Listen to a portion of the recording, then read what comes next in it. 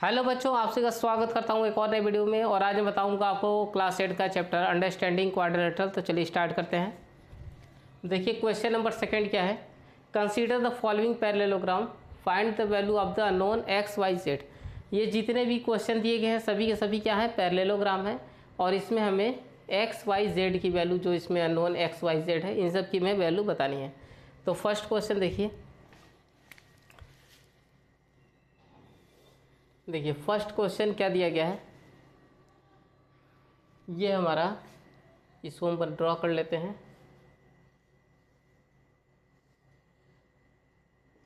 ये A B C D,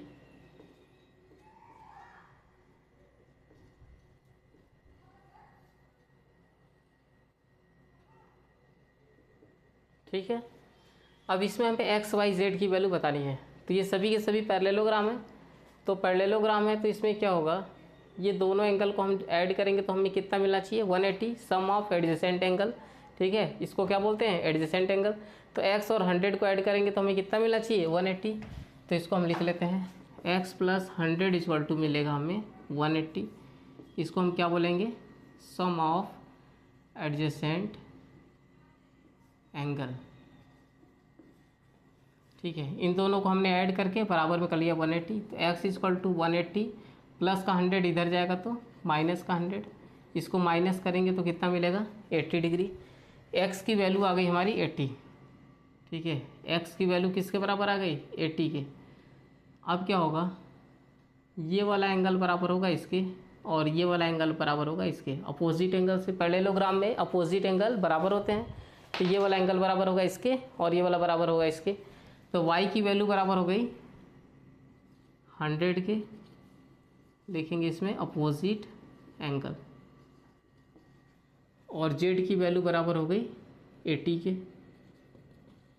यहाँ भी कैसे, अपोजिट एंगल से। ठीक है, ये फर्स्ट क्वेश्चन हो गया कंप्लीट। सेकंड क्वेश्चन में आते हैं, इसको भी ड्रॉ कर लेते हैं।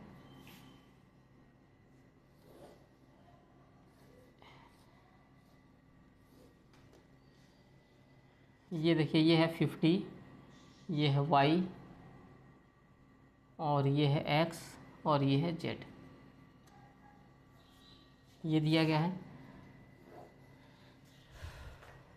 अब इन दोनों को अगर हम ऐड करते हैं, 50 को और x को, तो यहाँ कितना मिलेगा, 180। ये दोनों भी क्या है, एडजेसेंट एंगल है। ठीक है, तो इन दोनों को ऐड करने पे हमें मिलेगा 180, क्योंकि ये पैरेललोग्राम है। तो यहाँ पे लिख देते हैं हम 50 प्लस एक्स इक्वल टू में 180, ब्रैकेट में लिख देते हैं सम ऑफ एडजेसेंट एंगल।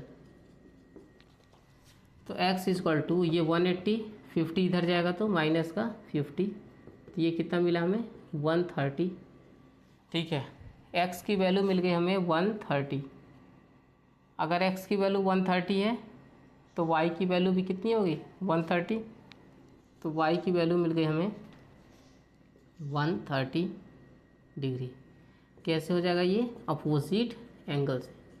ठीक है, अपोजिट एंगल बराबर होते हैं। तो y की वैल्यू मिल गई हमें 130। अब बारी है z की। तो z किसके बराबर होगा, z बराबर होगा x के करस्पॉन्डिंग एंगल से। ये सभी लाइनें अगर पैरेलल हो जाएं और एक लाइन इनको काटती है, तो ये जो एंगल बनेंगे ये होंगे करस्पॉन्डिंग। एक साइड वाले एंगल को बोलते हैं करस्पॉन्डिंग। तो यहाँ ये दोनों लाइनें पैरेलल हैं और ये वाली लाइन जा रही है एक, ठीक है, इसको भी काट रही है, इसको भी काट रही है। तो यहाँ 130 है तो यहाँ भी 130 बनेगा। तो z की वैल्यू भी हो गई 130। कैसे हो गई, करस्पॉन्डिंग एंगल से। ठीक है, ये ब्रैकेट में किससे हो रहा है ये हमें लिखना पड़ेगा, अपोजिट एंगल करस्पॉन्डिंग एंगल, इसको हमें लिख के बताना होगा। ये क्वेश्चन सेकंड हो गया। अब हम आते हैं थर्ड वाले क्वेश्चन पे, इसको भी ड्रॉ कर लेते हैं।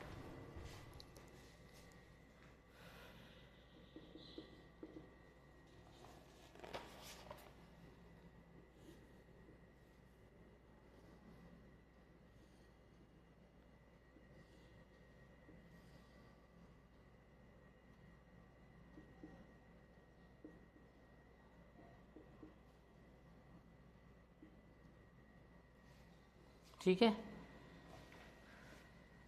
अब देखिए यहाँ पे क्या दिया हुआ है 90 डिग्री। यहाँ अगर हमारा 90 डिग्री बन रहा है, ये 90 का सिंबल है, तो x की वैल्यू भी कितनी हो जाएगी 90 डिग्री। x की वैल्यू हो गई 90 डिग्री। कैसे हो गई? Vertically opposite angle. Vertical opposite angle से x की वैल्यू बराबर हो जाएगी 90 के। वर्टिकल अपोजिट एंगल इसको बोलते हैं कि दो लाइनें एक दूसरे को काटती हैं, तो ये वाला एंगल इसके बराबर और ये वाला इसके बराबर, इसको हम बोलते हैं वर्टिकल अपोजिट। तो यहाँ भी दो लाइनें ये कट रही हैं, तो यहाँ पे अगर 90 बन रहा है तो यहाँ पे भी क्या होगा 90 बनेगा। ठीक है, तो x बराबर कितना हो गया 90 वर्टिकली अपोजिट एंगल से। तो x की वैल्यू तो निकल गई। अब हमको निकालना है y और z।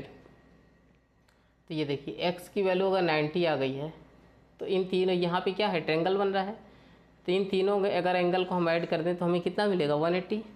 तो x की वैल्यू तो 90 हो गई है, तो 90 + 30 + y, 90 + 30 + y, इन तीनों एंगल को ऐड करेंगे तो कितना मिलेगा 180। ठीक है, एक तो 90 है, 30 है और y है, इन तीनों को हमने ऐड कर दिया बराबर में 180। 90 और 30 मिलके हो गया 120 और प्लस y बराबर में 180। तो y बराबर ये 180 120 इधर आएगा तो माइनस हो जाएगा और ये मिल जाएगा हमारे को 60 डिग्री। y की वैल्यू भी हमारे को मिल गई 60 डिग्री। ठीक है, y बराबर हो गया 60 के। अब क्या होगा, ये दोनों लाइनें पैरेलल जा रही हैं, ये क्योंकि ये पैरेललोग्राम है तो ये दोनों लाइनें पैरेलल हैं, ये पैरेलल लाइन है और ये वाली लाइन इनको काट रही है। तो ये वाला जो एंगल होगा y, ये बराबर होगा किसके z के। तो z बराबर y, ये कैसे होगा अल्टरनेट इंटीरियर एंगल।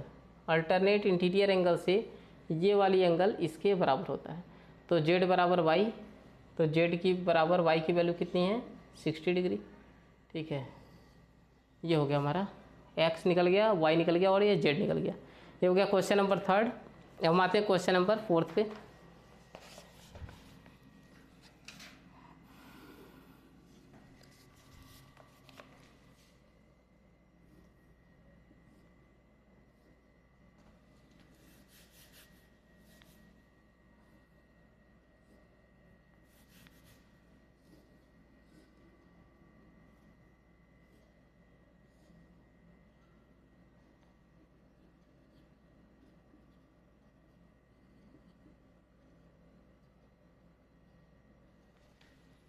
ठीक है, ये है क्वेश्चन 4।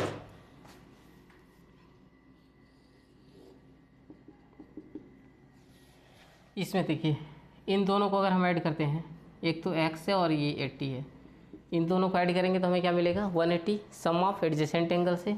तो हो गया x + 80 = में 180 डिग्री। यहाँ लिखेंगे सम ऑफ एडजेसेंट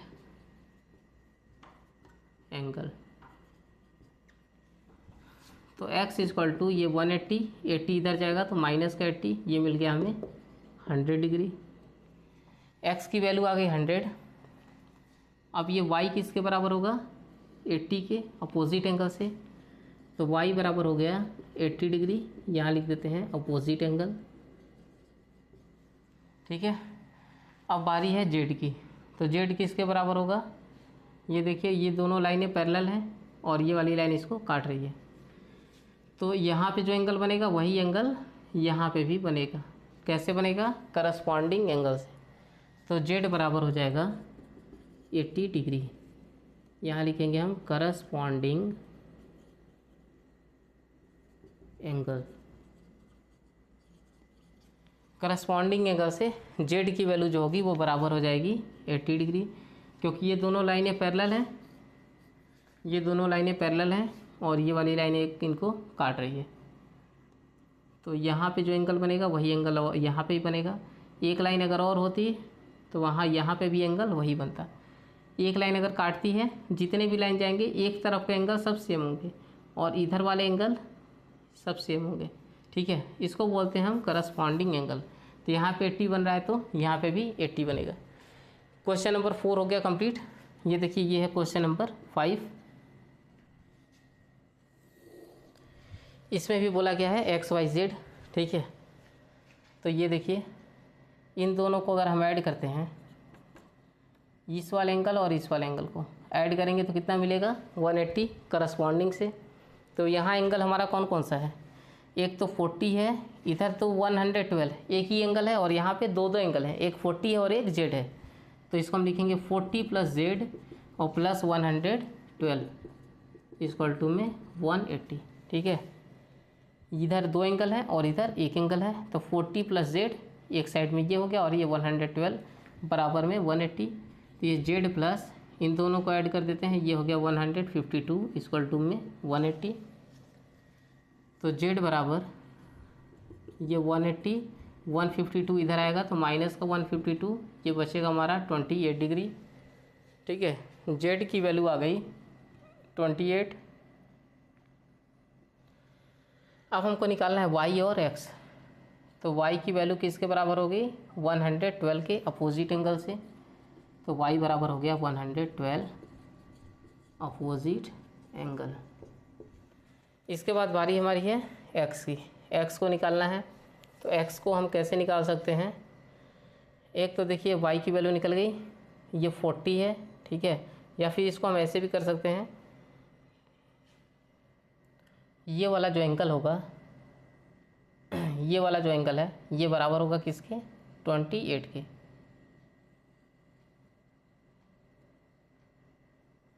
एक्स की वैल्यू जो होगी वो बराबर होगी 28 के, क्योंकि ये दोनों लाइनें पैरेलल हैं, ये दोनों लाइनें पैरेलल हैं और एक लाइन इनको काट रही है। देखिए ये दो लाइनें पैरेलल हो गई और एक लाइन इनको ये काट रही है। तो ये वाला जो एंगल होगा वो किसके बराबर होगा, इसके। ठीक है ना, इसको अच्छे से समझिए। ये दोनों दो लाइनें मान लीजिए जा रही हैं और एक लाइन इनको ये काट रही है, तो ये वाला एंगल किसके बराबर होगा, इसके, और ये वाला एंगल बराबर होगा इसके। ये एंगल इसके बराबर होता है और ये एंगल इसके बराबर होता है, इसको बोलते हैं हम अल्टरनेट इंटीरियर एंगल। तो ये दोनों लाइनें पैरेलल थी, एक लाइन इनको ये काट रही थी, तो ये एक्स की वैल्यू किसके बराबर होगी 28 के। तो एक्स बराबर हो जाएगा 28 डिग्री। कैसे होगा, यहाँ पे नाम लिखना पड़ेगा अल्टरनेट इंटीरियर एंगल, इसी एंगल से बराबर होगा। तो ये हो गया क्वेश्चन नंबर 2 तक कंप्लीट। इस वीडियो में इतना